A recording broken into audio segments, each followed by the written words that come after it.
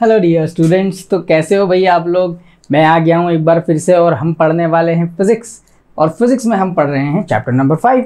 और chapter number 5 का नाम क्या है? ये है लॉ ऑफ मोशन। ठीक है, तो भाई अब तक हमने क्या पढ़ा है ज़रा उसकी बात कर लेते हैं, फिर आगे बढ़ेंगे। ये हर बार हम करते हैं। क्यों करते हो सर आप हर बार ऐसा? इसलिए करते हैं बेटा ताकि आपको ये पता चल जाए कि इसके ठीक पहले वाले जो वीडियोस है उसमें हमने क्या डिस्कस किया हुआ है। ठीक है, तो एक कनेक्टिविटी प्रॉपर बन जाती है। चलिए आगे बात करते हैं यानी कि हमारे आज के वीडियो की। और आज हम क्या पढ़ने वाले हैं भाई? लॉ ऑफ मोशन में। लॉ ऑफ मोशन में अब भी हम कंटिन्यू ही करेंगे हमारा लास्ट टॉपिक जो क्या था?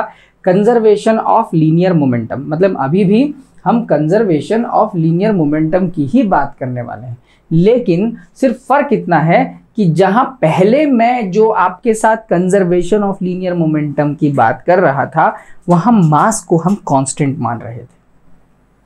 अब तक हमने जितने भी लॉस पढ़े हैं या जो भी कंजर्वेशन से रिलेटेड चीज़ें पढ़ी हैं, फर्स्ट लॉ पढ़ा है, सेकंड लॉ पढ़ा है, थर्ड लॉ पढ़ा है, एप्लीकेशन पढ़े हैं, इवन न्यूमेरिकल्स प्रैक्टिस किए हैं, उन सभी में हमने मास को कांस्टेंट माना हुआ था। क्लियर? अब हम ऐसा केस देखने वाले हैं जिसमें मास कांस्टेंट नहीं हो तो क्या होगा? क्या कोई ऐसा केस है जहां मास कांस्टेंट नहीं होता है? हाँ, ऐसा एक केस है जहां मास कांस्टेंट नहीं होता है और वही केस हम आज डिस्कस करने वाले हैं। ठीक है, तो चलिए भाई शुरुआत करते हैं हमारे आज के वीडियो की, जो है concept of variable mass system. Concept of variable mass system मतलब यहाँ मास जो है वो वैरी करेगा। एक ऐसा सिस्टम जिसमें समय के साथ, टाइम के साथ जैसे जैसे सारी चीज़ें होती चली जाएंगी, जो मास है वो वैरी करता चला जाएगा, उसमें वेरिएशंस आएंगे। वो कम हो सकता है, ज़्यादा हो सकता है, लेकिन कांस्टेंट तो कभी नहीं हो सकता। क्लियर? आई समझ में? तो क्या इस concept of variable mass system के अंदर यहाँ भी लीनियर मोमेंटम का कंजर्वेशन होगा? हाँ, डेफिनेटली होगा, लेकिन उसका जो तरीका है वो थोड़ा सा बदल जाएगा। बस आपको एक छोटा सा चेंज है, मार्जिनल चेंज है, कोई ज़्यादा बड़ा चेंज नहीं है। बस इतना समझ लीजिए कि कंजर्वेशन ऑफ लीनियर मोमेंटम तो अब भी होगा, लेकिन सिर्फ और सिर्फ मास की बदलने की वजह से। ये कैसे पॉसिबल है सर? आपको मैंने फॉर्मूला क्या पढ़ाया है? अगर मैं मोमेंटम के फॉर्मूले की बात करूँ, लीनियर मोमेंटम के फॉर्मूले की अगर हम बात करें तो लीनियर मोमेंटम का फॉर्मूला होता है P = m × v। और अगर मोमेंटम बदलता है सर तो मोमेंटम ऐसे बदलेगा, डेल्टा × v।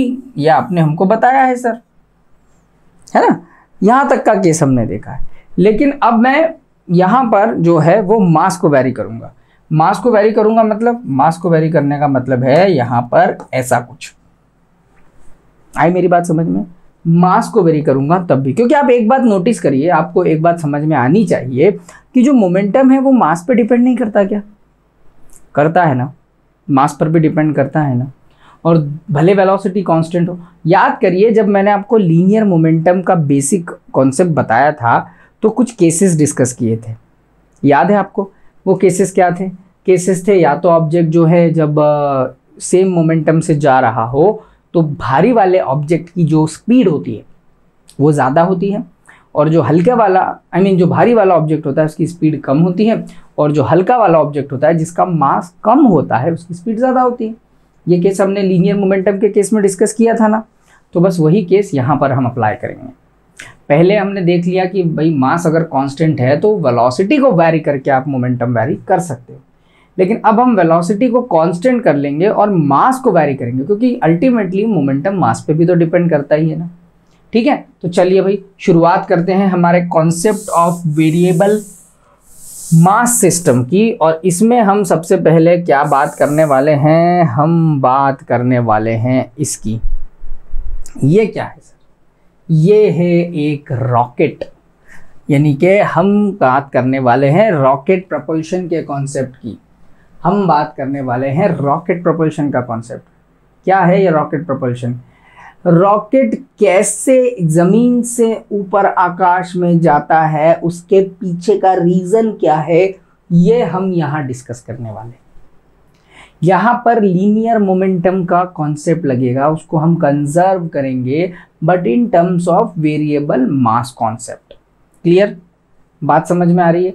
बहुत आसान और बहुत सिंपल सा टॉपिक है, क्योंकि ये भी लीनियर मोमेंटम का ही एक केस है। तो लीनियर मोमेंटम तो हम पहले ही कर चुके हैं, तो इसका मतलब इसके लिए हमें कोई ज़्यादा दिमाग लगाने की ज़रूरत नहीं है। चाहे वो इतना बड़ा रॉकेट हो या फिर दिवाली पर छोड़ा जाने वाला रॉकेट हो, वो भी नीचे से ऊपर जाता है कि नहीं जाता है, उसके पीछे का रीज़न क्या है, ये हमें यहाँ पर रॉकेट प्रोपल्शन के केस में समझना है। ठीक है, आप इस डायग्राम को, इस पिक्चर को ध्यान से देखिए, क्योंकि अब इसी से मिलती जुलती इमेजेस को हम ड्रॉ करते चलेंगे ताकि आपको किसी तरह की कोई प्रॉब्लम ना आए। देखो, ये जो रॉकेट है बेटा, इसमें आपने देखा ये पीछे से जो है फ्यूल्स निकलती है, गैसेस बर्न होती है बाहर की तरफ, है ना, ये बाहर की तरफ गैस बर्न हो रही है।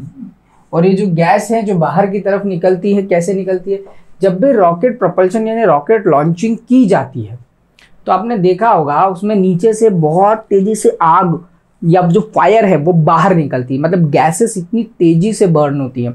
जब ये गैसेस बर्न होती है और उनको नीचे की तरफ एक फोर्स लगाती है, उस फोर्स को हम एक्शन फोर्स कहते हैं। बदले में जिस सरफेस पर ये गैसेस जाकर जल रही हैं और टकरा रही हैं फ्यूल फायर के फॉर्म में, वो सरफेस एक रिएक्शन फोर्स जनरेट करती है। ये जो रिएक्शन फोर्स है इसे कहते हैं अपथ्रस्ट, या यूं कहें सिर्फ थ्रस्ट। क्लियर? इसे हम कहेंगे या तो थ्रस्ट या थ्रस्ट। हो क्या रहा है, जब फ्यूल बर्न हुए और गैसेस बाहर निकली तो गैसेस ने लगाया एक्शन फोर्स, बदले में उसके उलट रिएक्शन फोर्स जनरेट होगा in the form of thrust, और ये थ्रस्ट क्या करेगा, रॉकेट को ऊपर लेकर जाने में मदद करेगा। यहां तक बात क्लियर हो गई। दूसरी बात, जो गैसेस होती है वो एक कांस्टेंट रेट के साथ ही जलती हुई बाहर निकलती है। ऐसा कभी नहीं होगा कि गैस थोड़ी देर जली फिर नहीं जली फिर कम ज़्यादा हो रही है, ऐसा नहीं होगा। ध्यान रखना, जो कांस्टेंट रेट यहाँ पर मेंटेन किया गया है वही कांस्टेंट रेट यहाँ रहेगा। क्लियर? तो मैं यहाँ पर इसे VG बोल रहा हूँ, वेलोसिटी ऑफ गैसेस। दूसरी बात, ये वेलोसिटी नेगेटिव होगी। क्यों? क्योंकि रॉकेट जो है बेटा वो फॉरवर्ड डायरेक्शन में जाएगा स्पीड v के साथ। ठीक है, मैं इसको इधर बना देता हूँ, ये जाएगा वेलोसिटी v के साथ आगे की तरफ, और गैसेस कहाँ जा रही है, पीछे की तरफ, इसीलिए वो नेगेटिव होगी। मतलब अगर मुझसे कोई relative velocity of burn fuel gases की बात करेगा तो हम वहाँ पर गैस की वेलोसिटी को नेगेटिव कंसीडर करेंगे। मैं पहले ही ये सारे अजम्पशंस आपको बताता हुआ चल रहा हूँ। ठीक है, चलिए भाई हमारे कहानी की शुरुआत करते हैं। आपको समझ में आ गया कि हमें क्या पढ़ना है, कैसे पढ़ना है। चलिए आगे बढ़ते हैं। तो सबसे पहले हम निकालते हैं इस रॉकेट प्रोपल्शन की किसी इंस्टेंट ऑफ टाइम पर वेलोसिटी क्या रही होगी, क्योंकि भाई रॉकेट तो लॉन्च हो गया ना। देखो, रॉकेट लॉन्च हो गया और ये कहीं ऊपर आकाश में दिख रहा है, नीचे ज़मीन है, मतलब हवा में लटका हुआ है, हवा में चल रहा है। तो इस इंस्टेंट ऑफ टाइम पर, सपोज इस इंस्टेंट ऑफ टाइम t पर इस रॉकेट की स्पीड क्या रही होगी, हमें ये निकालना है। ठीक है, तो इसके लिए हम ये वाला कैलकुलेशन अब करने वाले हैं। चलिए, तो सबसे पहले देख लेते हैं।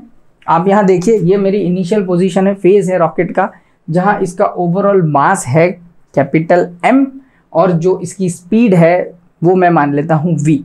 ठीक है, थोड़ी दूर बाद या थोड़ी देर बाद, दूर क्या बोल रहा हूँ मैं, देखो अब फ्यूल बर्न होना शुरू हुआ, बाहर आना शुरू हुई गैसेस। उसके बाद जैसे जैसे फ्यूल बर्न होगा तो जो गैस है वो कम होगी, मतलब उसके जो पार्टिकल्स हैं वो कम होते चले जाएंगे। तो क्या मैं ये कह सकता हूँ कि यहाँ पर रॉकेट के मास में कमी आती जा रही है? देखो ध्यान से देखो, अगर पहले टोटल m मास था, अगर पहले टोटल m मास था, तो अब क्या हो रहा है, अब क्या हो रहा है, अब थोड़ी दूर बाद जब वो जलता चला जाएगा, गैसेस बाहर निकलती चली जाएगी, तो मास में कमी आती चली जाएगी। इसीलिए अगर इनिशियल मास जो है, इसीलिए अगर इनिशियल मास, मैं सब लिखता चलूँगा, है ना, इनिशियल मास ऑफ रॉकेट की अगर बात करूँ तो वो कितना रहा होगा, मान लो m रहा होगा कैपिटल में, ठीक है, और उस दौरान उसकी कुछ ना कुछ वेलोसिटी रही होगी, तो लेट जो भी वेलोसिटी है वो v रही होगी, ठीक है। अब जब फ्यूल बर्न हो गए, आप चाहो तो v मान लो, या इनिशियल फेज की बात हो रही है तो एक काम करते हैं, हम इसे v नॉट मान लेते हैं। क्लियर है? वेक्टर मानो ना मानो, हम यहाँ पर मैग्नीट्यूड कंसीडर करेंगे पहले, तो मैं इसको v नॉट मान रहा हूँ, ना कि v वेक्टर, ठीक है। चलिए, तो ये इनिशियल इसकी जो हो गई, ये हो गई इसकी आपकी वेलोसिटी, ठीक है। मतलब ओरिजिनल मास कैपिटल M है और ओरिजिनल वेलोसिटी जो है इनिशियल लेवल पर वो v नॉट है।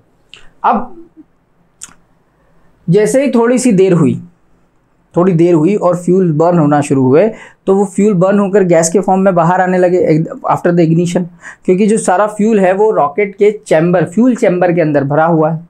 अब जब इग्निशन स्टार्ट होगा fuel chamber of the rocket, तो वहाँ से गैसेस बर्न आउट होकर बाहर निकलेंगी, ठीक है। तो मान लिया कि गैसेस जब बाहर निकलती है तो वो कुछ ऐसे निकल रही है ना, ये यहाँ से अभी भी कंटिन्यूसली बाहर चलती जा रही है।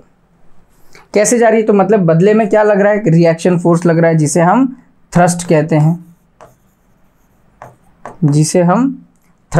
हैं, ठीक है। थ्रस्ट के फॉर्म में ये रिएक्शन फोर्स बाहर लग रहा है, वो ऊपर जा रहा है। अब क्योंकि मास पहले m था, अब वो कम हो गया है, तो after the ignition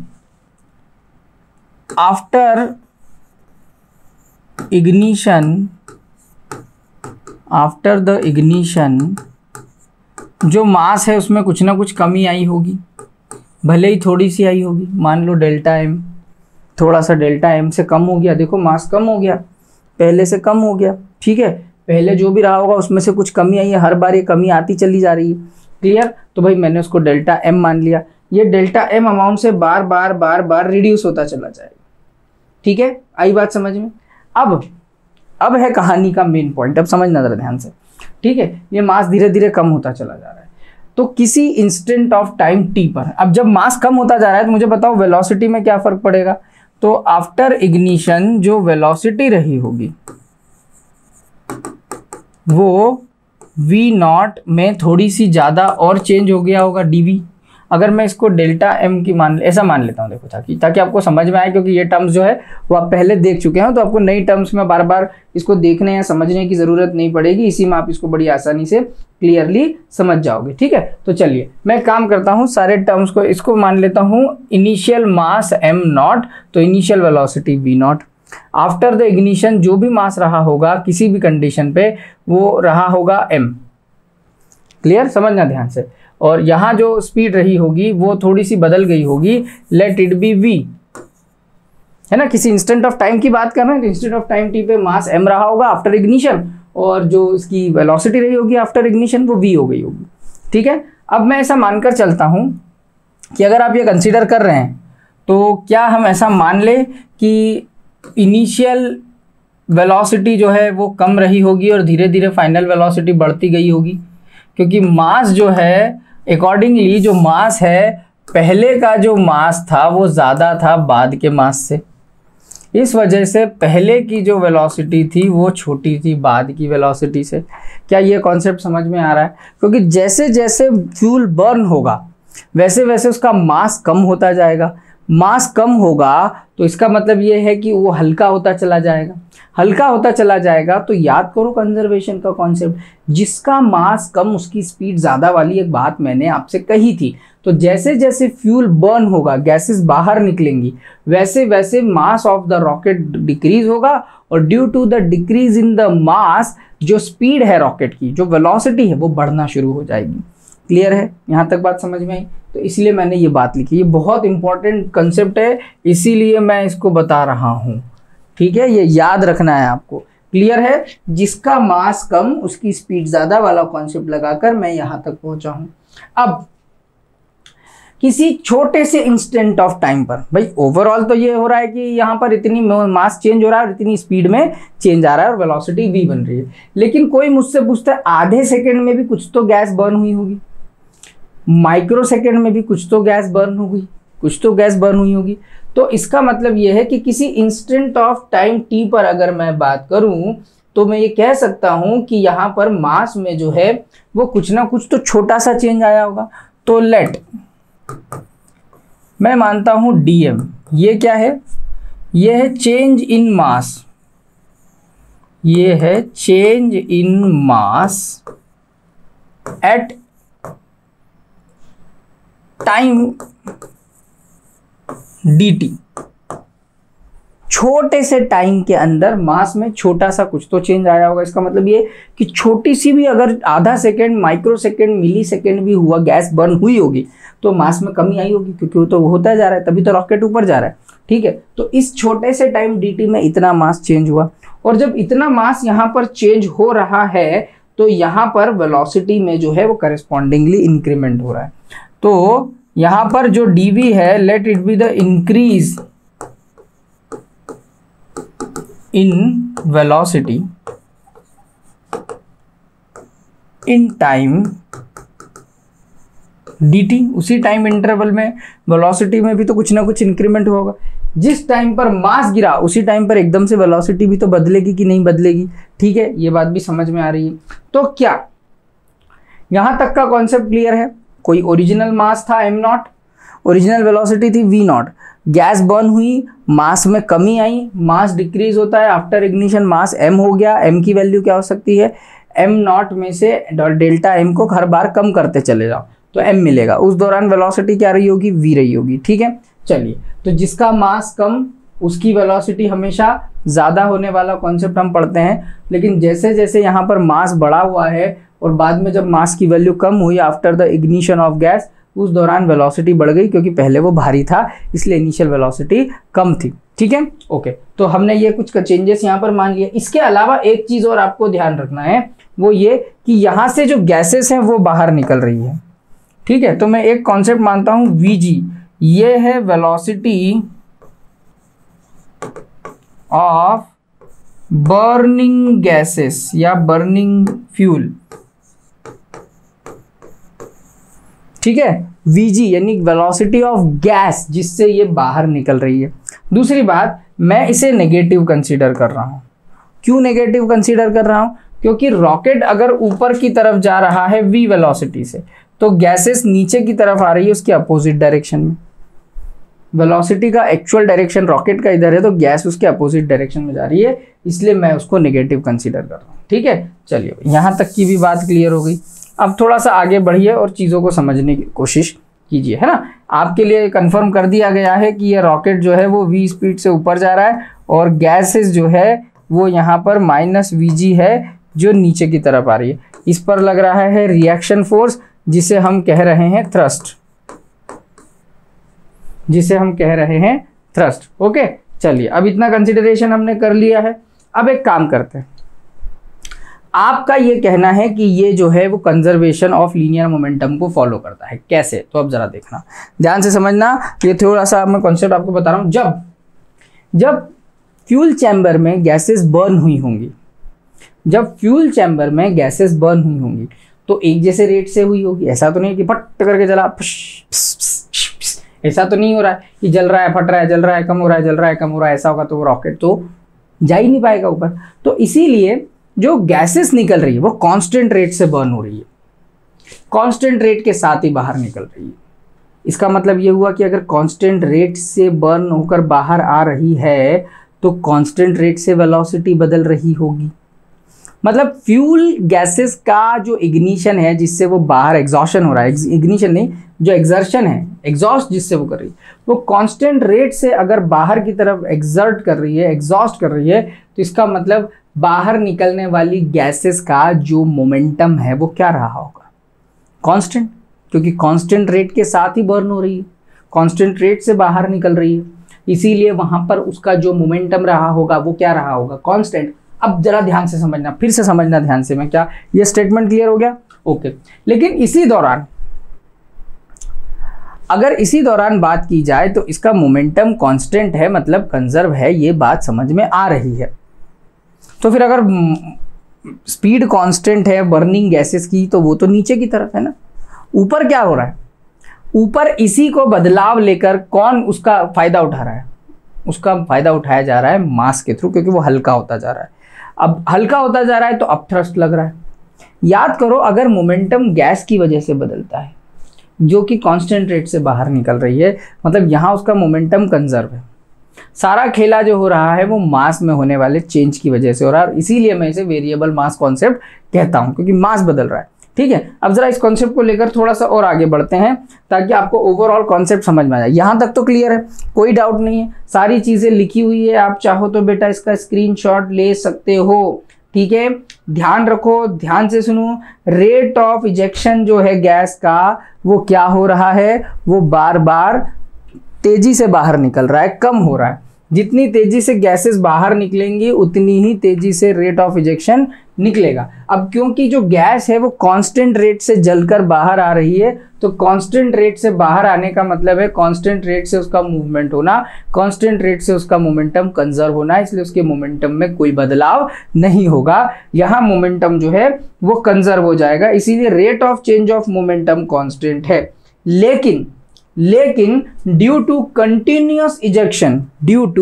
continuous ejection of the gases उस रॉकेट का मास कम होता जा रहा है, और मास कम होने की वजह से वो हल्का होता जा रहा है, जिसका फायदा उसको अपथ्रस्ट में मिल रहा है और वो स्पीड बढ़ाकर आगे बढ़ता जा रहा है। क्लियर? चलिए, तो मैं जो आपका इजेक्शन है गैसेस का वो कांस्टेंट रेट पर हो रहा है, मतलब उसका मोमेंटम कांस्टेंट है, तो उसी को लेकर आगे बढ़ते हैं। ठीक है, चलिए उसी कॉन्सेप्ट को लेकर अगर अब आगे बढ़ें, उसी कॉन्सेप्ट को लेकर अब मैं आगे बढ़ता हूं थोड़ा सा, तो आपको एक बात यहां पर समझ में आएगी, और हम लिखेंगे मोमेंटम ऑफ रॉकेट। ठीक है, मोमेंटम ऑफ रॉकेट निकालते हैं हम। मोमेंटम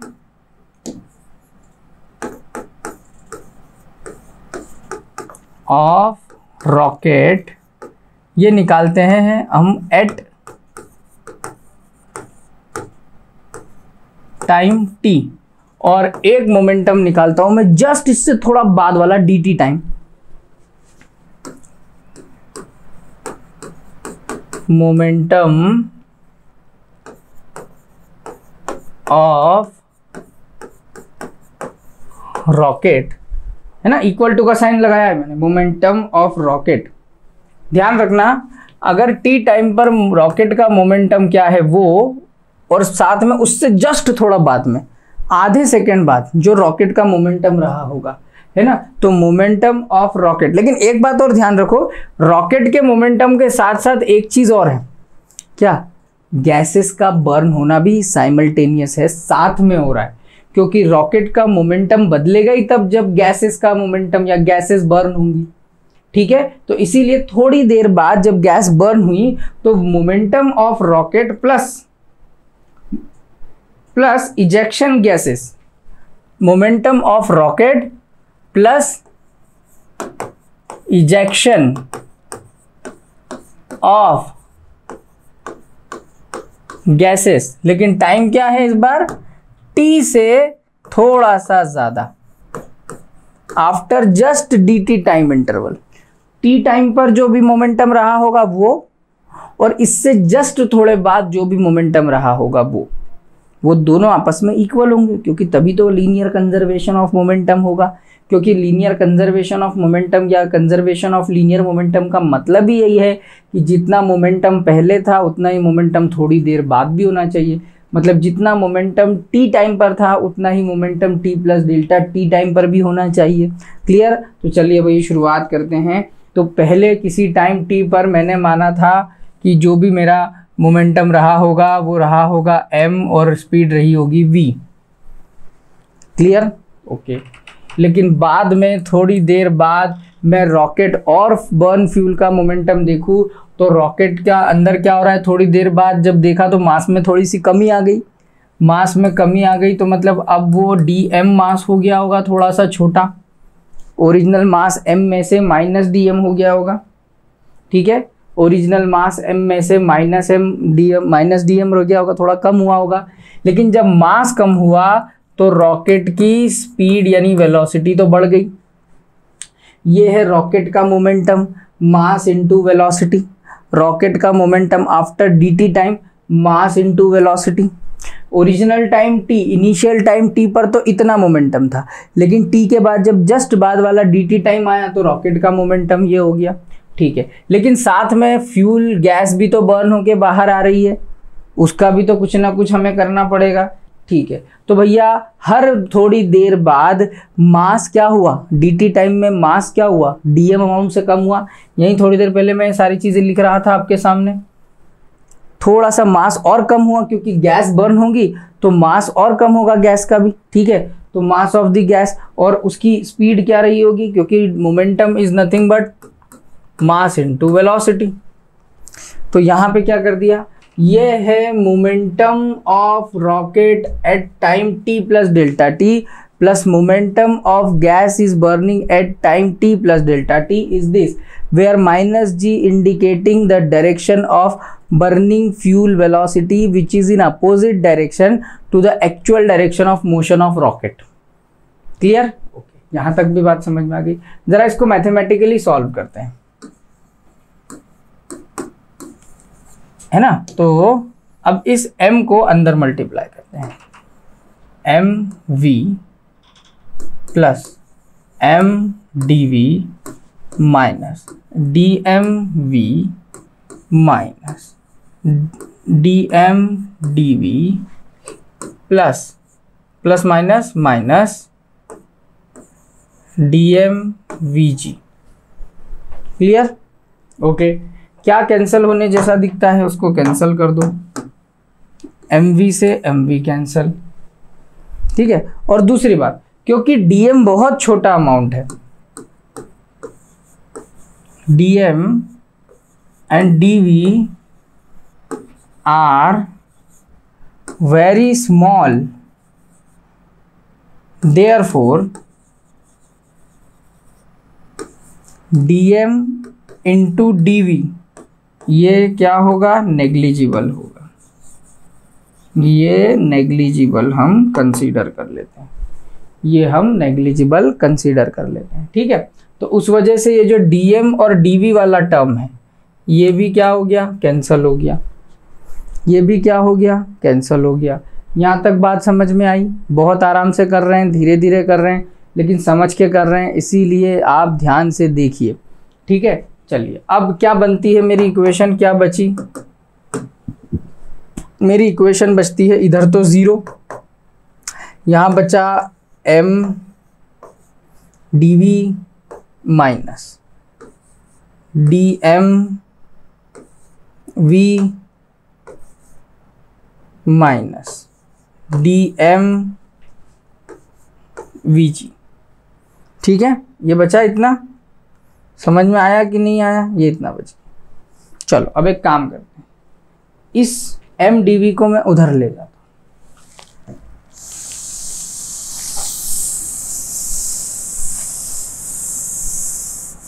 ठीक है। इस mdv को मैं उधर ले जाता हूँ, तो क्या बचता है जरा देखें। ओके, ये उधर चला गया, तो माइनस का m dv equals to minus dmv minus dmvg। Clear? इन दोनों में dm कॉमन है और माइनस साइन कॉमन है। m dv dm कॉमन है, v प्लस vg, माइनस से माइनस हो गया कैंसिल, माइनस से माइनस हो गया यहाँ पर कैंसिल। तो क्या बचता है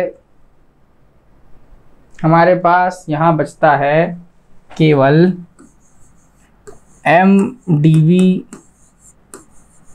dm v प्लस vg, ये एक इक्वेशन बचती है, ठीक है। ये ध्यान रखिएगा, ये एक इक्वेशन हमारे पास बच रही है।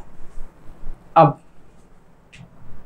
थोड़ा सा और आगे बढ़ते हैं। आप एक बात याद रखें कि क्योंकि जो गैसेस हैं वो बाहर आ रही है नीचे की तरफ और रॉकेट जा रहा है ऊपर की तरफ, तो कोई मुझसे अगर पूछता है कि what is the relative velocity of gas with respect to rocket, ठीक है,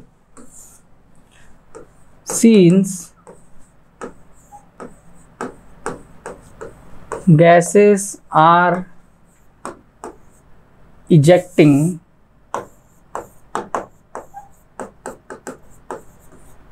आउटसाइड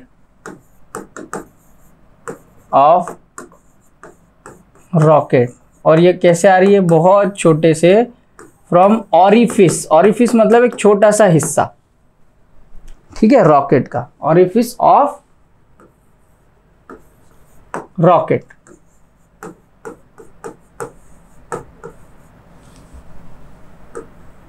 ऑरिफिस ऑफ रॉकेट, ठीक है। तो रिलेटिव, तो मैं यहां पर निकालता हूं रिलेटिव वेलोसिटी। अब रिलेटिव वेलोसिटी क्या होती है, ये आपको पढ़ा रखा है मैंने, है ना।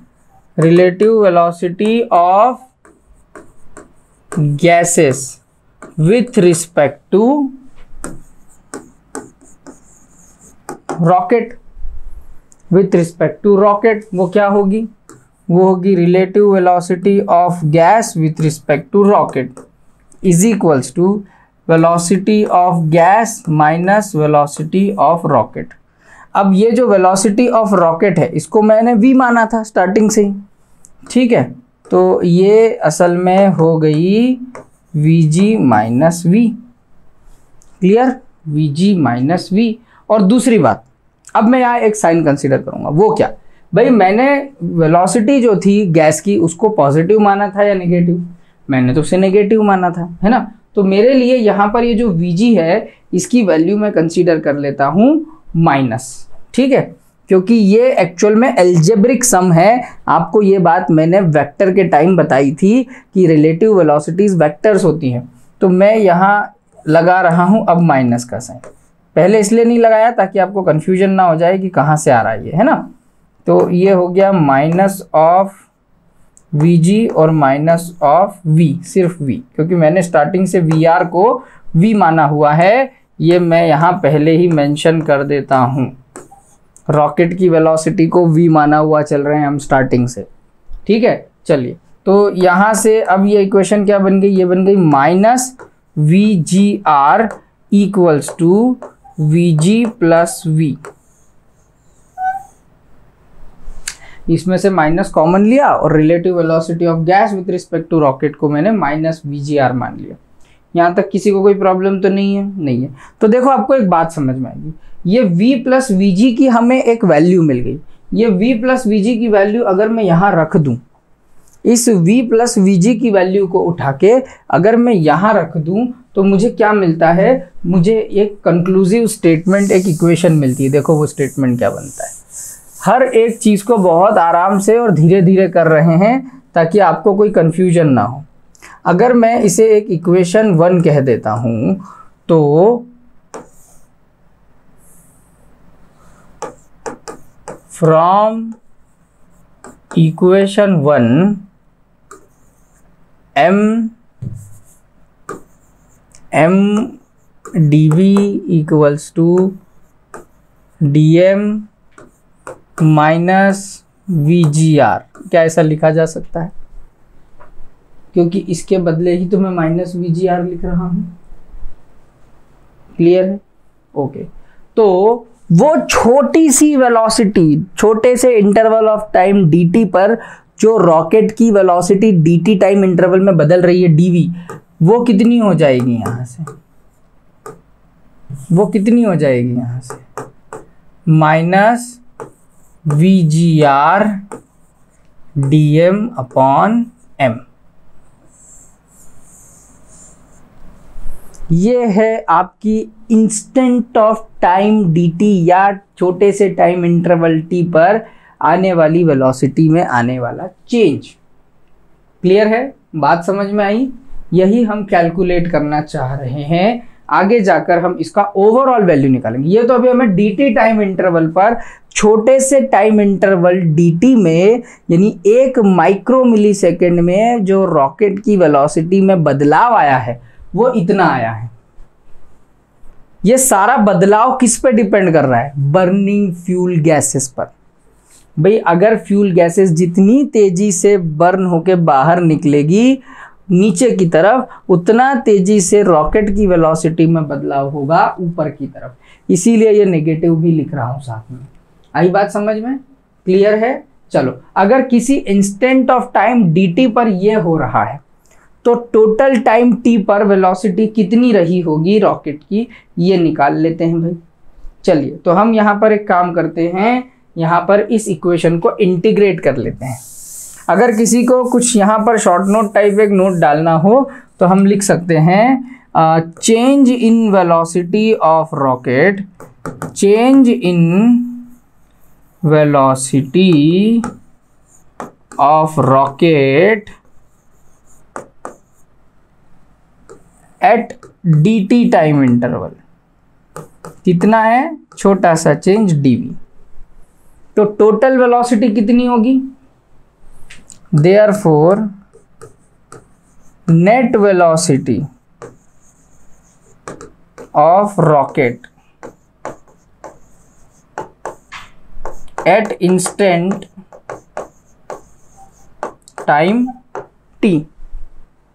इंस्टेंट टाइम t पर वेलोसिटी क्या रही होगी, एक काम करो इसको इंटीग्रेट कर दो, एक काम करो इसको इंटीग्रेट कर दो, कर दें, चलो इंटीग्रेट कर देते हैं भैया, इसको इंटीग्रेट कर देते हैं भाई साहब। ये रहा इंटीग्रेशन। इंटीग्रेशन कहाँ से कहाँ तक होगा, इसकी इनिशियल वेलोसिटी से लेकर कोई वेलोसिटी v तक, v इनिशियल से लेकर v तक इसको इंटीग्रेट करेंगे। चेंज क्या हो रहा है, मास, इनिशियल मास m0 से कोई मास m तक, ठीक है। वैल्यू होगी minus VGR dm upon m। Clear, okay. चलिए अब ज़रा इसको इंटीग्रेट कर लेते हैं और फाइनल रिजल्ट लाने की कोशिश करते हैं। ये कितना हो गया, ये हो गया v minus V0 equal to, इसमें से माइनस VGR तो कॉमन है, क्यों, कांस्टेंट है।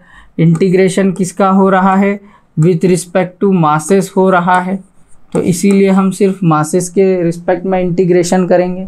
तो ये एक फॉर्मूला है dx अपॉन x, इंटीग्रेशन क्या होता है, log x। आपको एक log x का फॉर्मूला पढ़ाया था मैंने, अगर आपको याद हो तो। जिनको याद नहीं है वो यहाँ ध्यान दें, मैंने पढ़ाया था 1 अपॉन x dx, फॉर्मूला होता है नेचुरल लॉग x। ये एक फॉर्मूला हमने पढ़ा था, उस फॉर्मूले को अब मैं यहाँ अप्लाई कर देता हूँ। जैसे ही उस फॉर्मूले को यहाँ पर अप्लाई करेंगे तो ये हो जाए, ये तो चल ही रहा है, v minus V0 equal to minus VGR into log of m0 से लेकर m तक, m0 से लेकर m तक। तो v minus V0 minus VGR into upper limit m minus lower limit minus lower limit m0। और आपको फिर एक फॉर्मूला याद होगा, log m minus log n क्या होता है, log m अपॉन n। तो v minus V0 minus VGR log m upon m0, है ना, नेचुरल लॉग है ये। अच्छा, ये माइनस को अगर अंदर एडजस्ट कर दूं तो जो न्यूमरेटर में वो डिनोमिनेटर में, जो डिनोमिनेटर में वो न्यूमरेटर, यहाँ नहीं तो यहीं अंदर मल्टीप्लाई कर दो तो भी आप समझ सकते हो। तो v minus V0 VGR log of m0 upon m। Clear. अब इनिशियल वेलोसिटी कंपोनेंट को इधर ले जाओ तो किसी इंस्टेंट ऑफ टाइम t पर मिलने वाली एक्चुअल टोटल वेलोसिटी में मिलेगी। तो वो क्या मिल जाएगी, v equals to V0 plus VGR log of m0 upon m. This is the velocity of rocket at instant of time t. This is the velocity of rocket at instant of time t. और आप यहाँ पर कुछ factors देख रहे हो, वो factors क्या है ज़रा समझना। वो फैक्टर्स ये है कि अगर ये तो इंस्टेंट ऑफ टाइम टी पे मिल गई आपको, एट टाइम टी ये आएगा, ये उस रॉकेट की वेलोसिटी है। अब अगर मान लो रॉकेट जब चलना शुरू ही नहीं हुआ था इनिशियल लेवल पर, यानी टाइम जब 0 रहा होगा तो इनिशियल वेलोसिटी क्या रही होगी? जब टाइम 0 रहा है तो इनिशियल वेलोसिटी क्या रही होगी? 0 रही होगी, है ना। तो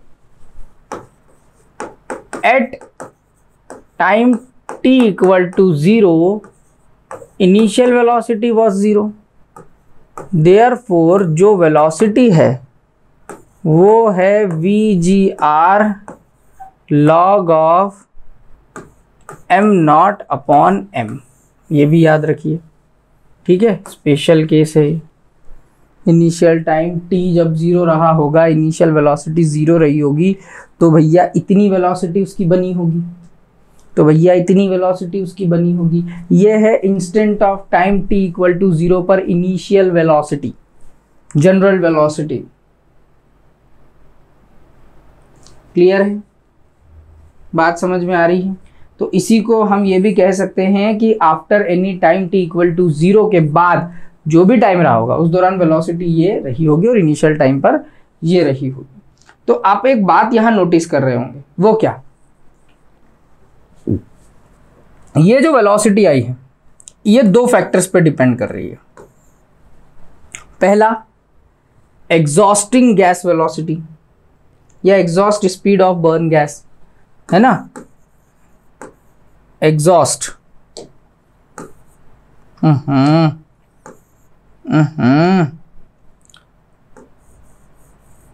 exhaust speed of burned gases, जो क्या है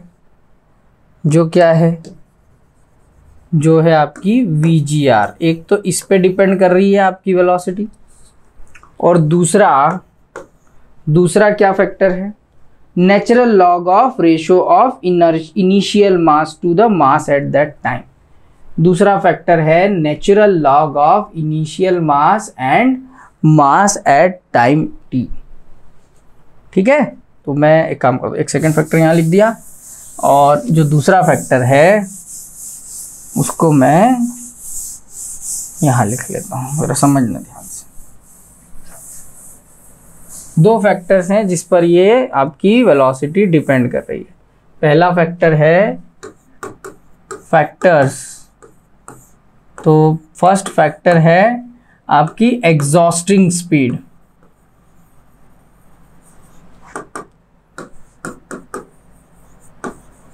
ऑफ बर्न्ड फ्यूल या बर्न्ड गैसेस, और दूसरी है natural log of ratio of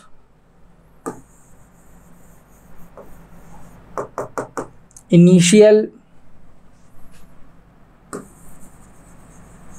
mass and mass at any instant of time t। इन 2 चीजों पर आपके गैस की आपके रॉकेट की वेलोसिटी जो है वो डिपेंड कर रही है। ठीक है, तो इस तरह से यहां पर मास बर्न होता चला गया, मास धीरे धीरे कम हुआ, लेकिन जो बर्निंग गैस का जो एग्जॉर्शन है, जो इससे वो एग्जॉस्ट करके जिस कांस्टेंट रेट पे बाहर आ रही है, तो वहां गैस का कांस्टेंट रेट से जलकर बाहर आने का मतलब है कांस्टेंट मोमेंटम को बनाए रखना। अगर गैस फ्यूल बर्न हो रहे हैं कांस्टेंट मोमेंटम से, तो वो कांस्टेंट मोमेंटम से ही क्या करते रहेंगे, बाहर निकल के बार बार फोर्स लगाते रहेंगे, जिससे रिकवरी रिटर्न में हमें आपका रिएक्शन थ्रस्ट मिलेगा, जिससे वो रॉकेट ऊपर जाएगा। ठीक है, तो यहाँ पर कंजर्वेशन ऑफ मोमेंटम मेंटेन है, लेकिन मोशन होने के लिए हमने मास का यूज किया, मास को वैरी कर करके यहाँ पर कंजर्वेशन ऑफ मोमेंटम किया। मोमेंटम कंजर्व करना था। मोमेंटम कंजर्व करने के लिए हमने क्या किया, बार बार उसके मास को वेरी करते गए ताकि उसका मोमेंटम हर बार मेंटेन रहे। क्लियर, आया समझ में? ये हो गया भाई। तो चलिए थोड़ा सा आगे बढ़ते हैं, और क्या चीज़ें इसमें मिल रही है ज़रा समझते हैं। Burnt out speed of rocket, ये क्या है? बर्नट आउट स्पीड अलग से एक फॉर्मूला बेस्ड अगर न्यूमेरिकल या क्वेश्चन पूछा जाए तो ये पूछा जा सकता है।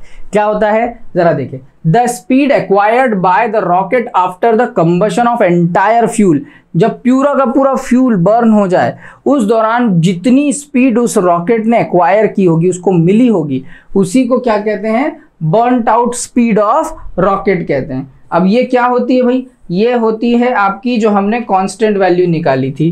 क्या निकाली थी? v equals to V naught plus V G R log of M naught upon M. Clear है? ये थी हमारी बर्नट आउट स्पीड जो कि किसी इंस्टेंट पर थी, जहां सारी स्पीड्स आ गई हैं। ठीक है, इसी को कहते हैं हम बर्नट आउट स्पीड। क्लियर, याद रहेगा, इसी को बर्नट आउट स्पीड भी बोलते हैं। चलो थोड़ा सा और आगे बढ़ते हैं। इस पूरे जो मैकेनिज्म हुआ जिसमें रॉकेट ऊपर गया, किसी ने ये तो पूछा ही नहीं कि भैया रॉकेट पे जो ऊपर की तरफ लगने वाला फोर्स है जिसे हम थ्रस्ट कह रहे हैं, ये कितना है? क्या इसको कैलकुलेट किया जा सकता है? चलिए वो देख लेते हैं। तो अब हम बात करते हैं थ्रस्ट ऑन रॉकेट। ये क्या है? The upward force exerted on the rocket. जो रॉकेट है आपका, ये देखो, ये रॉकेट है आपका, है ना, ये रॉकेट है आपका भाई, और इस रॉकेट से क्या निकल रही है? गैसेस जो हैं वो बर्नट आउट गैसेस बाहर निकल रही है। ये बर्नट आउट गैसेस हैं, कांस्टेंट रेट से बाहर निकल रही है, और इसके निकलने की वजह से रॉकेट पे ऊपर की तरफ एक थ्रस्ट लग रहा है, एक थ्रस्ट लग रहा है। ठीक है, तो ये जो थ्रस्ट है ये हमें कैलकुलेट करना है। क्या करेंगे भाई थ्रस्ट कैलकुलेट करने के लिए? तो थ्रस्ट की यहाँ पर दो डेफिनेशंस दी गई है। पहली डेफिनेशन क्या है? The upward force exerted on the rocket due to the ejection of gases. क्योंकि गैसेस जब बाहर निकलेंगी, गैसेस जब बाहर निकलेंगी तो उसकी वजह से एक एक्शन फोर्स लगेगा, टकराएंगी, और बदले में एक रिएक्शन फोर्स लगेगा जिसे हम थ्रस्ट कह रहे हैं। अब ये कैसे आएगा जरा इसको देख लेते हैं। चलिए, तो हमारे पास एक एवरेज वैल्यू आई थी जो आपको याद होगी, अभी हमने जो डिराइव की थी, मैं दोबारा से लिख देता हूं। dv equals to V G R D M upon M, ये एक वैल्यू आई थी हमारे पास। ठीक है, और ये भी नेगेटिव में आई थी, ये भी नेगेटिव में आई थी, है ना, ये वैल्यू आई थी हमारे पास। ओके, तो अब थोड़ा सा आगे बढ़ते हैं और इस इक्वेशन को फिर से लेकर सॉल्व करते हैं। ठीक है, तो जरा करें, एक काम करते हैं। ये जो मेरे पास dv आई है और ये जो dv की वैल्यू है, ये क्या हो रही है? ये dv की वैल्यू टाइम के साथ बार बार चेंज हो रही है। यहाँ जो टाइम है वो dt टाइम, dt टाइम में dv स्पीड बदली तो dv मास भी डिक्रीज हुआ, dt टाइम में dv स्पीड बढ़ी तो dv मास भी डिक्रीज हुआ। तो इसका मतलब अगर मैं यहाँ पर इसको टाइम से कंपेयर करूँ, दोनों तरफ, है ना, समझना ध्यान से, अगर मैं यहाँ पर इसे टाइम से कंपेयर करता हूँ, यहाँ पर भी dt टाइम से कंपेयर करता हूँ और यहाँ पर भी dt टाइम से कंपेयर करता हूँ, तो क्या मिल रहा है ज़रा समझिएगा। ये है आपकी गैसेस की speed with respect to rocket जिससे वो बाहर निकल रही है, और टाइम के साथ मैं इसको कंपेयर कर रहा हूँ। तो यानी कि वेलोसिटी अपॉन टाइम जैसा कुछ यहाँ पर कुछ बनाया जा सकता है क्या? चलिए ठीक है, देखें क्या बनाया जा सकता है। ये तो dv बाई dt डायरेक्ट दिख रहा है भाई, LHS में dv बाई dt जो डायरेक्ट दिख रहा है इसको क्या बोल सकते हैं? सर इसको एक्सेलरेशन बोल सकते हैं। ये हो गया एक्सेलरेशन, है ना। ये माइनस VGR है और इसको मैंने m यहाँ रखा, और ये हो गया dm बाई dt। इसका क्या मतलब है? मतलब टाइम के साथ मास धीरे धीरे चेंज हो रहा है, टाइम के साथ मास धीरे धीरे चेंज हो रहा है। आप देख सकते हो यहाँ पर ये इक्वेशन बहुत बड़ी आसानी से और बड़े सिंपल तरीके से लिखी हुई है। ठीक है, चलिए अब आगे बढ़ते हैं। यहाँ पर अगर मैं इस m को यहाँ मल्टीप्लाई कर दूँ तो ये m इंटू ए हो गया, ये मास यहाँ चला गया तो, ठीक है, ये मास यहाँ चला गया तो, और ये बन गया माइनस VGR dm/dt। अभी समझते जाइए, आपको सारी चीजें क्लियर होती जाएगी। ये m इंटू ए क्या होता है सर? ये तो फोर्स होता है। ये कौन सा फोर्स है? यही तो वो अपथ्रस्ट फोर्स है जो इसको क्या कर रहा है, इसको ए एक्सेलरेशन दे रहा है ऊपर की तरफ ताकि ये निकलता चला जाए। एक्सेलरेशन तो ऊपर ही मिल रहा है ना रॉकेट को, ठीक है। तो ये फोर्स F हो गया। तो फोर्स F की वैल्यू क्या हो गई यहाँ से? फोर्स F की वैल्यू हो गई यहाँ से -VGR dm/dt। dm/dt clear? Okay, थोड़ा सा और आगे बढ़ते हैं। तो ये जो आपको मिला है भैया फोर्स, इसी फोर्स को हम कह देते हैं थ्रस्ट। इसी फोर्स को हम कह देते हैं थ्रस्ट। तो ये आपका थ्रस्ट का फॉर्मूला हो गया। इसको बोल दो, इसको बोल दो, बात एक ही है ना। ये भी थ्रस्ट का ही फॉर्मूला है। मैंने F को T लिख दिया है, बस यहाँ लाके छोड़ दोगे तो भी सही है। ये जो है F को बस T लिख दिया तो ये थ्रस्ट बन गया। तो जो थ्रस्ट है वो किस पे डिपेंड कर रहा है? जो थ्रस्ट है बेसिकली वो डिपेंड कर रहा है बर्निंग गैसेस की स्पीड पर जो बाहर की तरफ निकल रही है, और मास जो कि चेंज होता जा रहा है, ठीक है। अगर ये टाइम जितना छोटे से छोटे टाइम होगा उतनी जल्दी जल्दी थ्रस्ट लगेगा और वो उतनी तेजी से ऊपर निकल जाएगा। आई बात समझ में? अब जरा सेकंड स्टेटमेंट पढ़िए, आपको इसकी डेफिनेशन और इस फॉर्मूले को देख के कोई बात समझ में आएगी। क्या कि ये जो अपथ्रस्ट होता है ये क्या होता है? It is the product of velocity of ejection of gases, velocity of ejection of gases with respect to rocket. देखो, ejected gases with respect to rocket मतलब VGR, velocity of ejected gases with respect to rocket, and the rate of combustion of fuel at that instant, जिससे fuel जितना combust होगा mass उतना ज्यादा very करेगा। आई मेरी बात समझ में कि नहीं आई? तो ये जो आपका अपथ्रस्ट है वो, इसको मैंने यहाँ डेफिनेशन के फॉर्म में लिख दिया है कि it is the product of velocity of ejected gases with respect to rocket and the rate of combustion of fuel of that rocket at that instant. समझ में आया? तो ये सारा हमने देखो रॉकेट के बारे में जान लिया, रॉकेट प्रोपल्शन क्या होता है, कैसे रॉकेट जाता है। रॉकेट में मास जितना कम होगा उतना ज़्यादा उसकी स्पीड बदलेगी, बढ़ेगी, इंक्रीज करेगी, उस पर कितना थ्रस्ट लगेगा ये भी हमने चेक कर लिया, ठीक है। तो ये आपका overall thrust of the rocket हो गया। तो फाइनली यहाँ आकर हमने लीनियर मोमेंटम कंजर्वेशन के अंदर वेरिएबल मास कॉन्सेप्ट का यहाँ पर हमने क्या देखा, पूरा कॉन्सेप्ट देखा, क्लियर। और उसका एप्लीकेशन हमने रॉकेट प्रोपल्शन वाला केस देखा कि किस तरह से यहाँ पर वेरिएबल मास कॉन्सेप्ट का यूज करके आप रॉकेट को लॉन्च करते हैं, प्रोपल्शन करते हैं उसका, ठीक है। तो चलिए भाई, आज के वीडियो को हम यहीं रोकते हैं, मिलते हैं नेक्स्ट वीडियो में। Till then tata bye bye, good night and take care, thank you.